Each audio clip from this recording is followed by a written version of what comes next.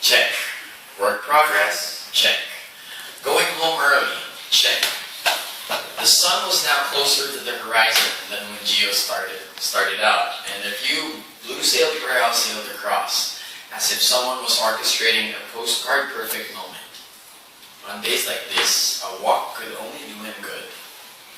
The narrow sandy path took him close to resorts, restaurants, and cafes on one side, and the inviting sea on the other. Most of the buildings didn't have doors or walls facing the beach, so patrons got an unobstructed view. At night, the place would be lined with seaside buffets and acoustic guitar singers. But on this afternoon, it was peopled by tourists trying to catch the last rays of sun or enjoying the sunset over some early drinks. Gio had no problem slowing down to a more leisurely pace. He didn't know why the Koreans didn't tell Frank of the slight disagreement he had had with one of them. He had tried to help them as much as he could have, but Minhee didn't particularly strike him as someone who was going to leave well enough alone. Still, he was grateful that she hadn't complained to his boss about him.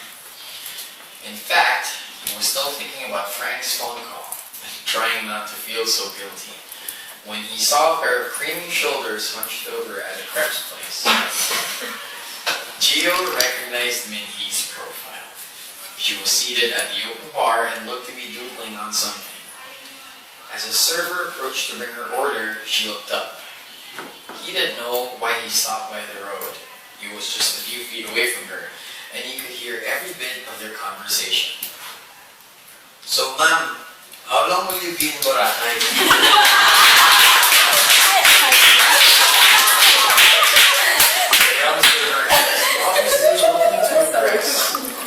Gio couldn't blame him. A few weeks more, maybe a month.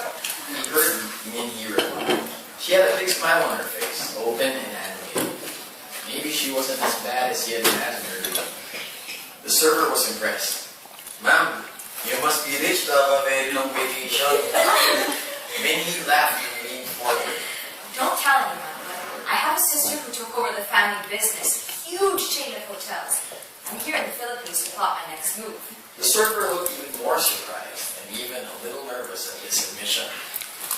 Maybe you'll put up a hotel here in Boracay. Minhee gave him a conspiratorial grin. I'll have to get the company from her first, one step at a time. Gio could almost imagine Minhee being driven up in a golf cart, then walking through the polished lobby of a fancy hotel overlooking a golf course and a faraway beach. He could see her smiling confidently at some business associates, just as her prim and proper older sister stepped out of an elevator in surprise. It played out just like some TV drama. He shook his head in amusement, but was unable to contain his curiosity any longer. "And the photo shoot from yesterday?" he asked. Both Minhee and the server turned to him. The younger guy gave a nod and backed away into the kitchen while Minhee kept a smile frozen on her face. Ah, Mr. Museum, sneaking up on me? She asked, a tiny bit of annoyance in her voice. Gio flushed. He hadn't meant to get on her wrong side again. He started over. "Sorry, I just saw you and thought that I should come over to say hello. And to thank you for saying nice things to my boss. And to make sure you're enjoying the place. And apologize for yesterday was the more appropriate thing to say. But Gio just couldn't bring himself to admit it. He wasn't convinced he was entirely wrong. She raised an eyebrow. And eavesdropping on my conversations was the way to do it? "Sorry about that," he said. "You were close to the road. I couldn't help but overhear." Minhee held out her hand. Apology gift. "What?" Gio responded, surprised. Apology gift? She repeated patiently. It's customary. Anything will do. I can take that in your hand. She pointed to the red box of muffins. Gio was beginning to regret taking that walk down the beach. He should have grabbed a tricycle back at the muffin place. "I can buy you," he began to say, then changed his mind. This was not going as he had hoped. He really had meant to make nice with her. Besides, he could always head back to buy Mama a new batch of muffins. Here then, he said, handing her the box. I'm sorry for yesterday and today. But Minky was already opening her own plate of crepes forgotten. What are these anyway? Calamansi muffins, he replied. It felt awkward to be standing by the road while she was still seated on the bar stool. Granted, they were only a few feet apart, but Gio decided to take a seat next to her. Might make things less uncomfortable. Calamansi. Minky asked, taking one and biting into it. It only made a small little sound like a high-pitched hiccup, but she ignored it and kept right on eating. Citra Fortunella, microcarpa, he answered. Glad to volunteer some information. You might call it a Philippine line. It's small and is often used as Minky placed the hand over his mouth. Please, Mr. Museum, no lectures. Besides, this is really good. Not too sour for you? He inquired politely.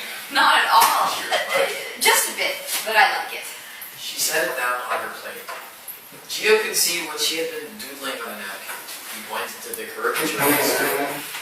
It was a good likeness. Minky had emphasized the server's white eyes and comb over. So, is that what deposed CEOs do in their free time?